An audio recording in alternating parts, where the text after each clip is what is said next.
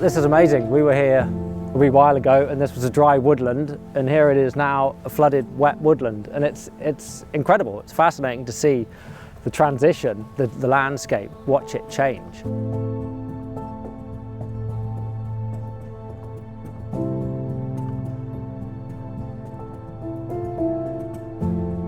Yesterday we kicked off the sort of first nature intervention with the Drill Burn project. We planted over 600 trees along a stretch of the burn that you can see just behind me. They're part of it, they love it. They think this whole project is for the whole community, and actually the landowners and land managers, they actually hold the key to being able to do this kind of thing. And it's not until you realise how valued it is by the community that you realise actually that in itself that is a great thing, watching 65 people plant trees on your land voluntarily. This really acts as a showcase for us to demonstrate what can be done, the types of interventions we can make in a landscape, and the types of benefits that offers. For nature, we're looking at increased biodiversity, we're looking at better water management, water quality, soil health, habitat connectivity, and then the benefits for people, where we're looking at the very basic level of health and well-being and that deeper connection with nature. We get flooding, then we get drought. If we can regulate that and we can try and keep that more even throughout the seasons and try and take out the peaks and the troughs, I think that will give us much more chance of continuing to irrigate those high value crops. We're trying to raise the water table from the stitch block and encourage the water to spill over into the woodland and of course across to the adjacent field as well.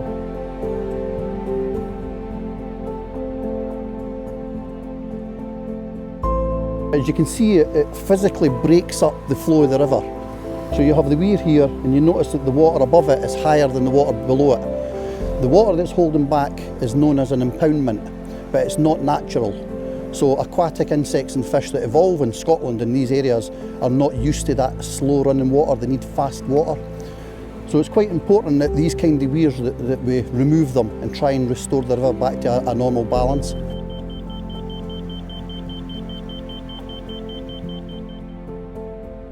Using our laser here, we check that level of the water actually drops 800 millimetres. So all the gravels that are in the river that should migrate downstream with the flow get held up behind the weir, depletes the downstream section, and the habitat actually starts failing. When we take the weir out, that will drop down. The river will start moving its gravels back forward, which will oxygenate the water as well. The trout and the insects will move back in, and the job will be a good one.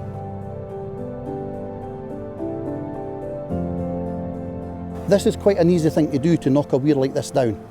So I would kind of urge all landowners who have small estate weirs, just take them out, let their river flow again, let it breathe again, and let diversity naturally happen. Typically between two weirs on a river section, you find that fish species and invertebrates are locked in, so they can't travel out with that area. And what that means is rivers like this perform quite poorly from a genetic diversity point of view.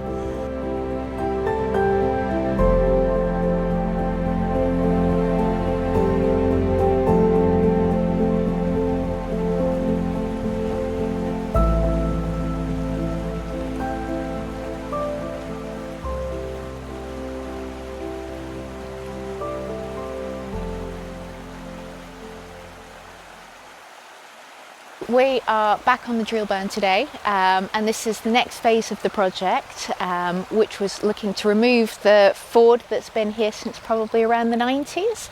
And the aim of this is to be able to allow fish passage further upstream, and to allow the river to sort of be able to flow much more naturally without a man-made barrier in place, allow natural habit to re-establish and natural flow levels.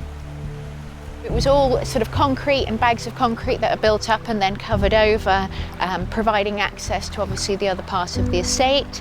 But obviously what it did end up doing was then completely eliminate fish passage, and what you have is an impoundment, which means you've got natural flow happening on the downstream end of the ford, but upstream the water is actually completely stationary for nearly up to about 500 meters in this case, before you start to see natural flows again.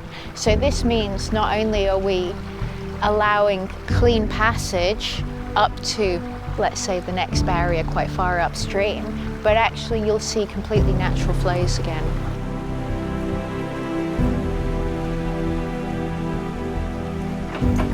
Today was finally our first day of getting the diggers on site and actually being able to get the ford removed. I think the one thing that you can't underestimate is how quickly rivers recover, and how quickly actually, if you take away those obstacles and those barriers, actually how quickly they start to do what they should do naturally.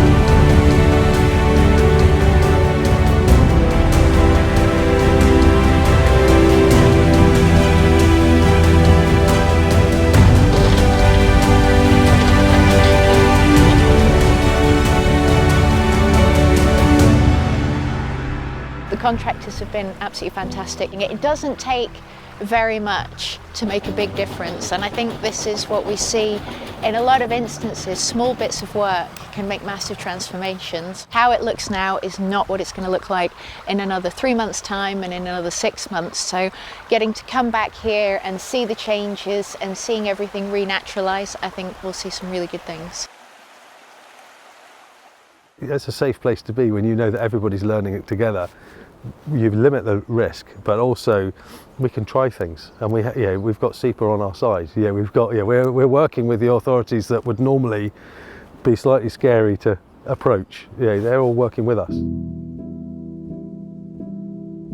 Wetlands are probably one of the most scarce habitat types in Scotland, so we see this as like a small piece of the puzzle on a wider picture. And if we can show it on the drill, we can build other nature restoration projects across the whole region, and we can take that programme forward.